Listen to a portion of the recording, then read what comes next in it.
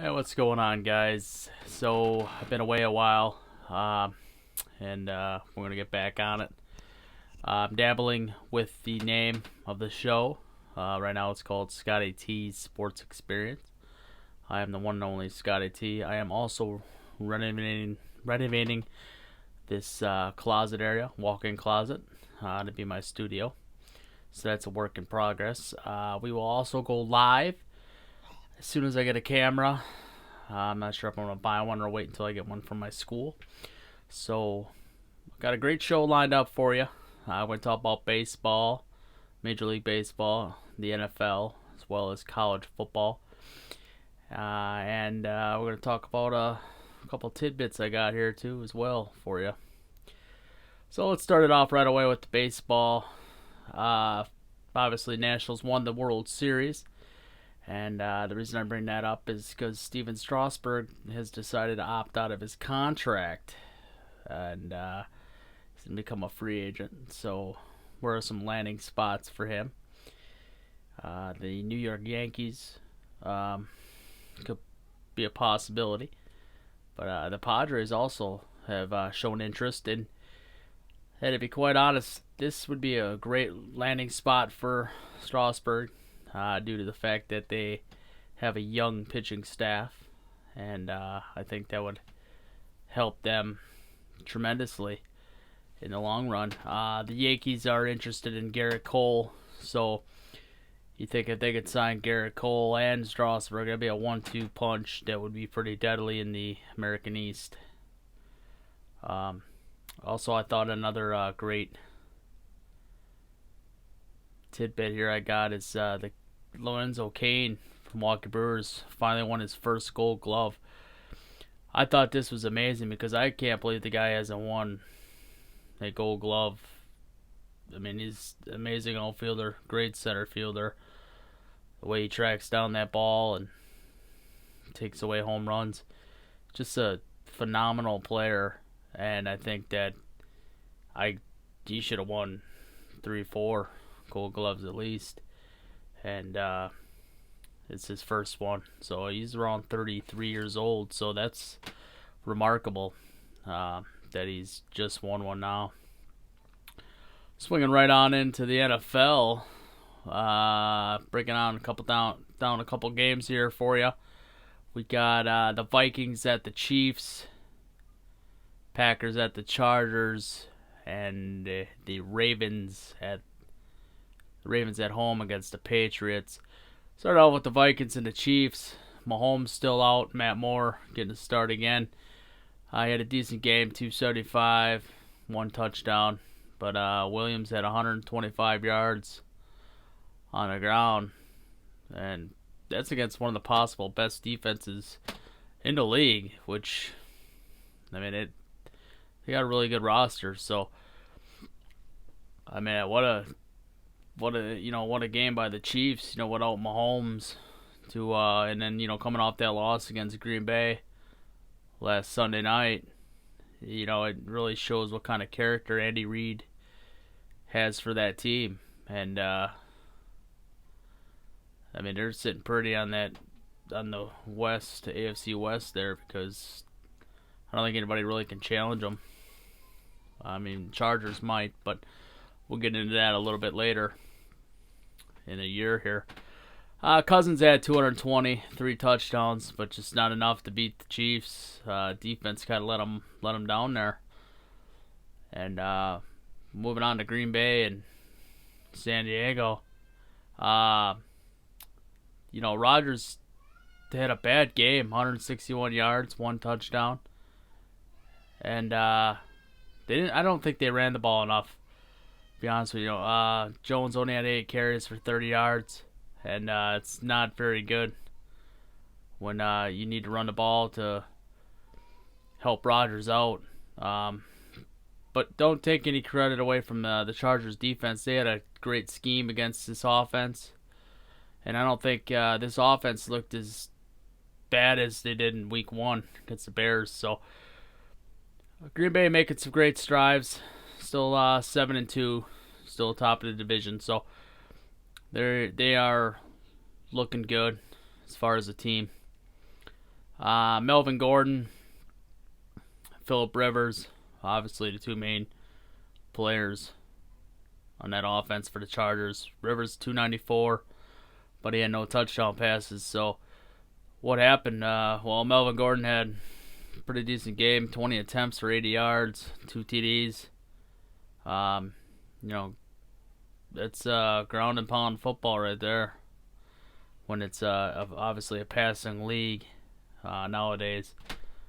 Eckler even had 12 carries of 70 yards. So obviously the Chargers could run the ball, which is amazing because, Green Bay's defense is really good this year compared to recent years. That's why I believe they have a great shot of winning the Super Bowl this year. Maybe they can meet up with the Chiefs again, which would be a phenomenal game. And we'll see what happens. We're only in week 9, so going into week 10, which is amazing.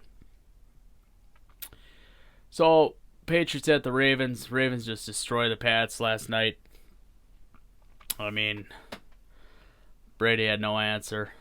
He did throw for 285, 1 touchdown, 1 interception. And then Lamar Jackson just went off. He obviously didn't really throw the ball very well, or for as much yards as he probably wanted to, 163. But he had a touchdown pass, and he had 16 attempts on the ground for 61 yards, and he had 2 touchdowns. So that's pretty big. Jackson's a dual threat, can run the ball, pass the ball. I believe he's doing a lot better than I expected, to be honest with you. I thought once he took it over for my man Joe Flacco, I didn't think he was going to be that good. And he turned out that he was good. So, it's still young in his career, which he has a lot of time to develop here, and I think that's going to help him and the Ravens as a whole. I think the Ravens going to win the North. The Browns. I thought the Browns were going to be a little bit better. They're coming off 4 straight losses, 3 on the road. So, I don't know what's going on with there, but the Ravens are a really good team. So, I think they're going to win the North. I don't think Steelers are going to do anything. And back to this game here. Ingram had 15 carries for 115 yards. So, hey, I mean, they got pass, they got the run, they got a great defense every year. So I think I wouldn't say it's an open and shut case from the win to North, but it's pretty good odds there. If I was a bet man, I would probably bet on the Ravens to win the North. Also, another good tidbit here is the Dolphins get their first win finally. Cincinnati be the only team without a win this season. And Jets just look awful. How they beat the Cowboys, I don't know. But Dolphins come in and steal a win there, and good for them. Good for that rookie coach there getting his first win, and hopefully they win some more games, to be honest with you, because I like Miami. I like the nucleus of young guys they got there, and they're trying to rebuild this team and maybe get to a Super Bowl one day. Do I see it in the next 5 years? No, I don't see it in the next 5 years, but we'll see. I mean, maybe it'll make a playoff push here in a couple years once Mr. Brady retires, because I don't think anybody's going to win that NFC East while Tom Brady's around. Belichick probably going to be there for a while as well. So we'll see when they get a new quarterback in there and how he does, and maybe the Dolphins can make a run for it. Juju Schuster becomes the youngest receiver to catch 200 balls. I thought that was an amazing feat because there's been a lot of great players, young players in the NFL. You had Randy Moss, Chris Carter, Jerry Rice. I mean, Antonio Brown even. It's amazing that I'm not taking anything away from Juju, but I thought that someone else might have had that. Man, they probably did, but he probably broke that record. So he's a heck of a player. And I think he's probably the reason the Steelers have we're even talking about the Steelers right now. Let's see here. The Browns. So I want to talk about Beckham, Odell Beckham. Man, this guy has the best hands I've ever seen. I watched the game yesterday, and he had some amazing catches. So soft hands.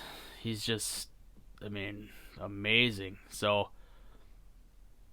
it's just great to see that the Browns are getting some players. Obviously, with a 2-6 record, I don't know what's going on there. It might be some personal issues there. I know they let go of Jermaine Whitehead early this morning due to some tweets that he made. Not good by him. And he got released in a couple years ago by the Green Bay Packers because he slapped the opponent's face mask.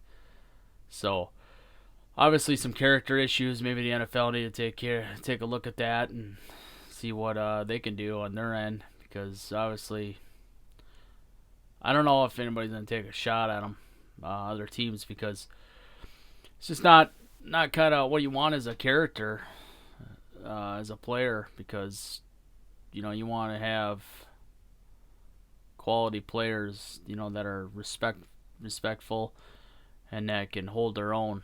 So Browns need to do some work.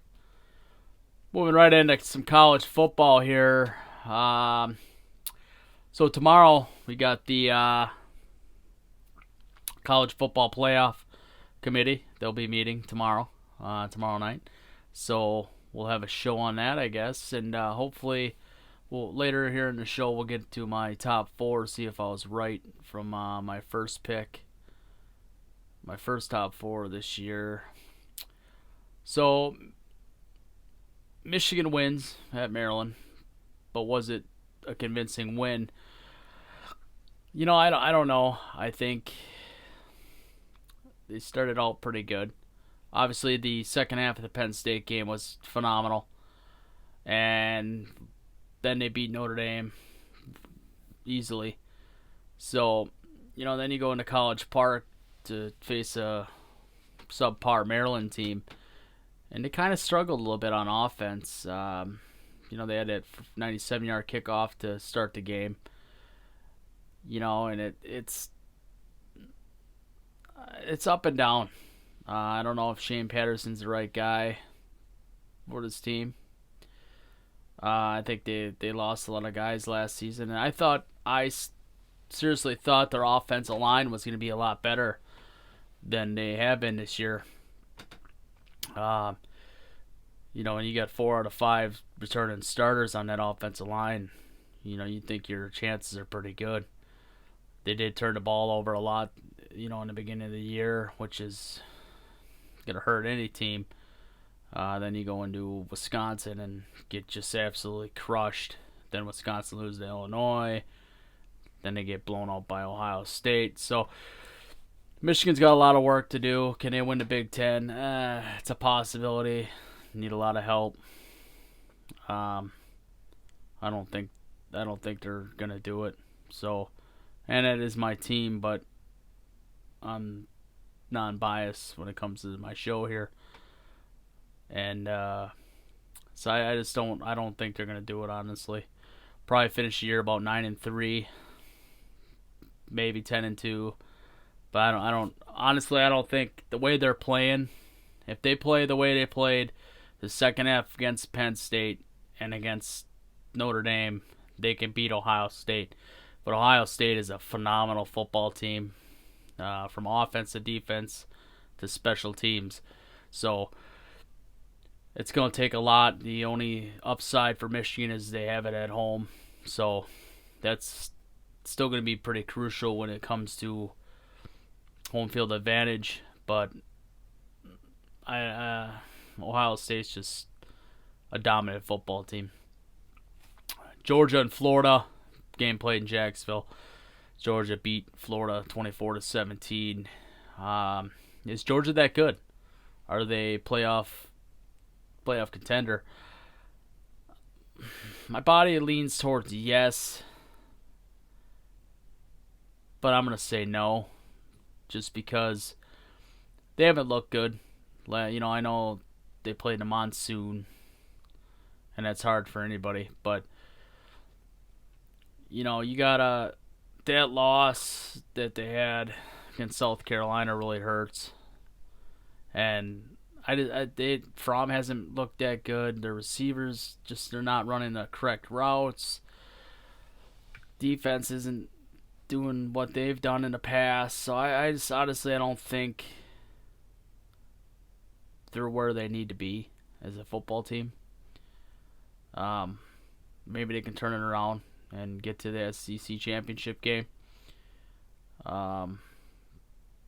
Actually, yeah, they are getting in now because they beat Florida. So we'll talk about this in a little bit here. LSU, Alabama. So who's going to come away with that on that side? And Georgia will play them. So it's going to be an interesting SEC battle. Also, I want to talk about Wake Forest. Are they a decent team? They did lose to Louisville. Louisville has been struggling this year. Pretty much they've been struggling since they lost Lamar Jackson. So, is that enough to say that they're not a good team? Or ACC is obviously a weak conference right now. Virginia Tech now is at 5-3 after the 1-point loss to Notre Dame on Saturday. And the game was on the road, so. But Wake Forest looked pretty decent this weekend. North Carolina State, obviously, missing a lot of players. They had a senior start, but he has never seen action, or at least he's never started.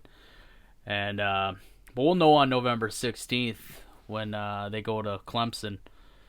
And Clemson obviously played a Oklahoma City Christian Academy school this weekend. And won pretty easily. So, like I said, I'm not a big fan of those games. And when you guys play cupcake teams and you're ranked third in the country, it's kind of. I honestly, I'd like to see an upset. I would like to see Wake Forest go in there and upset Clemson, just like Syracuse did a couple years back. And I think that'd be pretty neat to see, to stir the pot a little bit. I'm a big fan of the upsets, trying to stir the pot. I think that is a lot of fun to see what happens and how teams react and how they rebound. Is pretty neat to see. Moving on to the Big 12 here, I got a couple teams that OU obviously. But it's funny because I have Kansas State with a question mark. Are they the real deal? They did, they beat OU, but it was in Manhattan, Kansas. So, but you can't take it away from Kansas State. I mean, they're a good team and they came out with the win. So I wonder. You got a good race going on now. Who's going to get in that Big 12 championship? I mean, you got OU, Kansas State, and my third team that I like out of that Big 12 is Baylor. Are they worth the hype? I think, after you had the sexual scandals at Baylor with Art when he was there, it's good for college football in the Big 12 to see them back on top. When you have OU, Baylor, TCU, Oklahoma State, Texas up there, I think that really helps your conference. Now you got Iowa State coming up and Kansas State coming back. Kansas is going to be great in a couple of years with Les Miles. They already got 3 wins. So, I mean, this conference is looking good. And especially now with OU's defense really improving, I think that they're going to only get better as time goes on with Grinch. Grinch is a heck of a coach. Coached at Ohio State last year. So, great coaches they got at OU. So, I think they're going to be around for a while. But like I said, it's just good to see Baylor, back in the mix of things. TCU having a little bit of a down year, but that's okay. They'll be coming back here shortly too.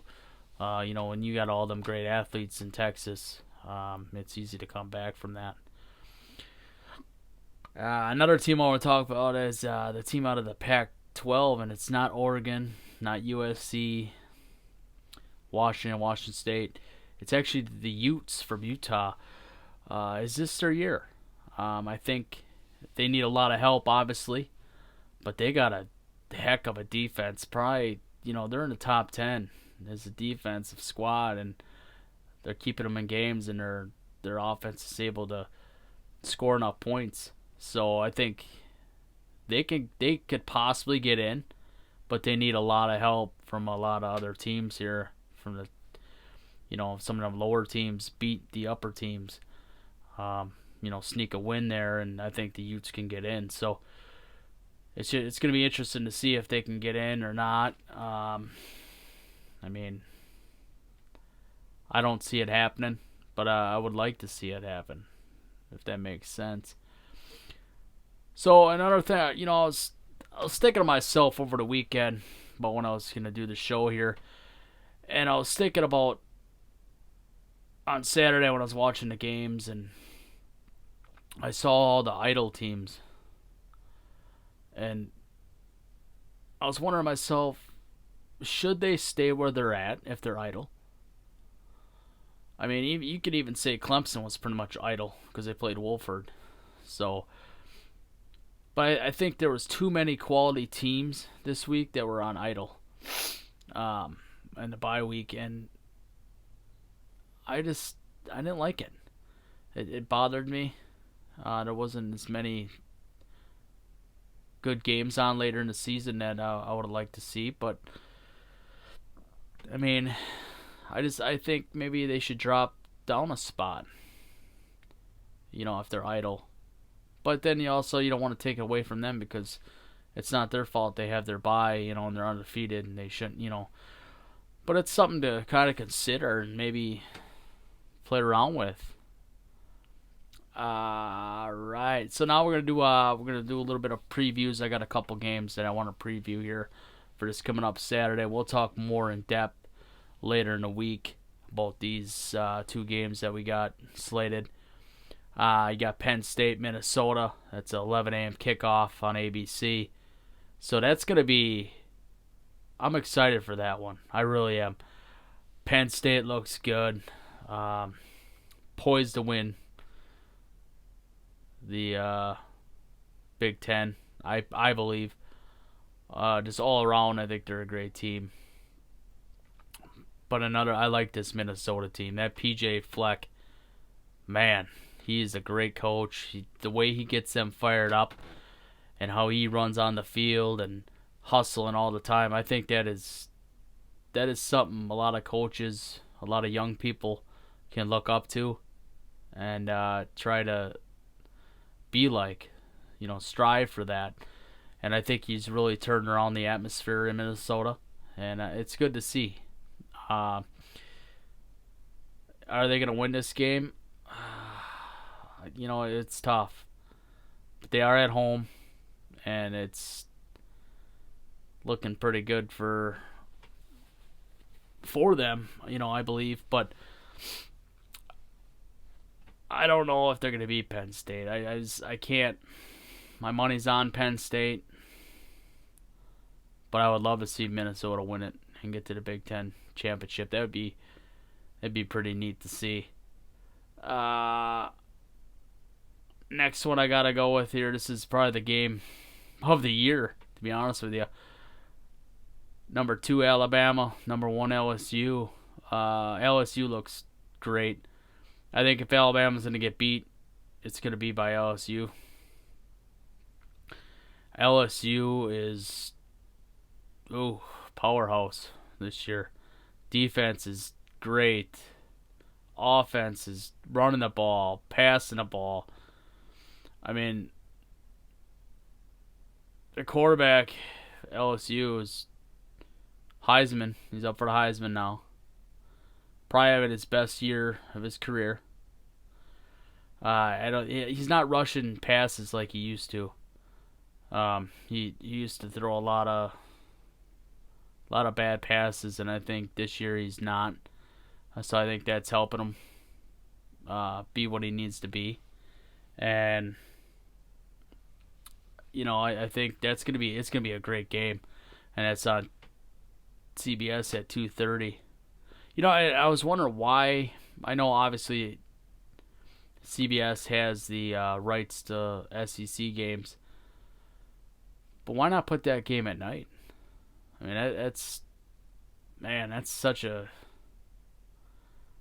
big game that I want to see at prime time. But it's gonna be a fun game. I think personally, I think LSU wins it.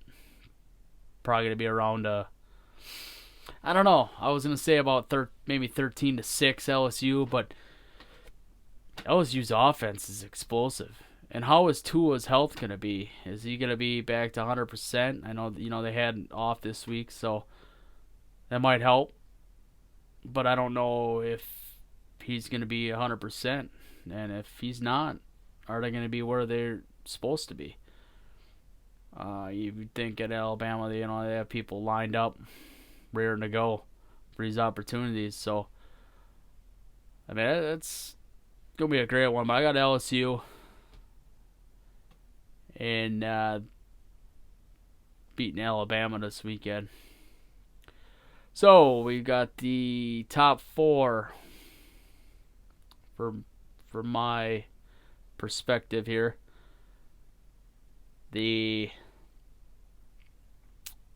So when I couldn't put it on YouTube, my first video, so I did it on Facebook Live, and so I picked for my top four. I said Alabama, OU, Clemson, and Michigan.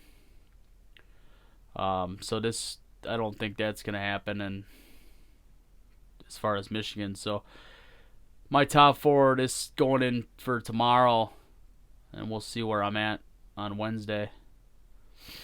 I believe it's going to be LSU, number 1, Alabama 2, and I'm going to say Ohio State 4 or 3, Clemson 4. That's how I feel it's going to be. I don't think, and then it's going to be OU's 6th right now. I think that's my top four. So we got LSU, Alabama, Ohio State, Clemson. And I feel pretty confident with that. So we'll see what we are on Wednesday. We'll discuss it on Wednesday's show. And now I want to talk about the coaching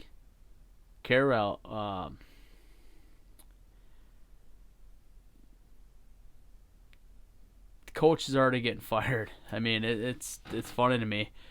Florida State's fired Willie Taggart already after starting season 4 and 5. Obviously, a lot of pride there at Florida State and where they want to be as a team. But I thought why I'm mentioning this is I thought it was pretty funny because his buyout is $17 million. So, I mean, he doesn't even have to find a job for a while.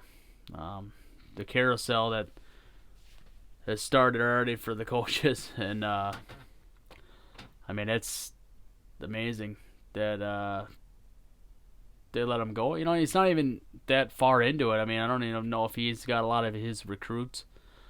Maybe we'll dive more into that later in the week.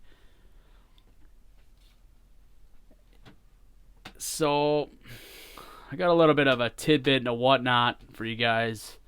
Uh, so every morning I get my kids up for school. I ended up getting laid off my job, so now I just go to school and make videos for you guys. Um, and practice my craft, getting comfortable in front of the camera. And I have to read a book every morning to my kids and put it in their log. And my 6-year-old Sully brung a book, and he's like, "Here, Dad, is cool football facts." So that's where my tidbit came from today. It was about a guy named Paul Hubbard. Not sure. I didn't know this, so I just thought I would share. And I don't know how many people knew who Paul Hubbard was. I mean, this is back in 1894. He was a deaf player, and he was one of the first one to use the huddle. Now that you see everybody huddling up and stuff, it's because he didn't want the other team to steal his signs. So I thought that was really interesting. I did not know that. I thought it was a pretty neat book. Obviously, some of the stuff's wrong because it's an older book, so some of the I can't remember what they said, but it was something about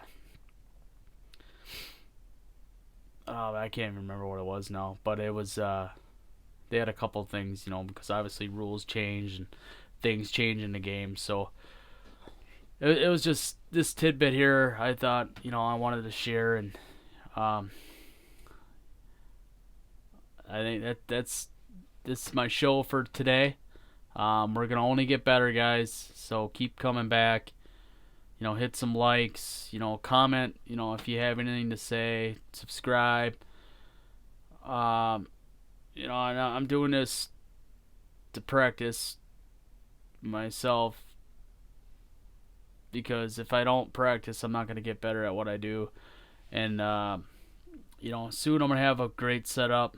I'm gonna be able to do a lot more things, and I'll be able to cut the videos and give some feedback on stuff like that. But as of right now, it's kind of just gonna be this kind of thing. I have my notes written down here on my computer that I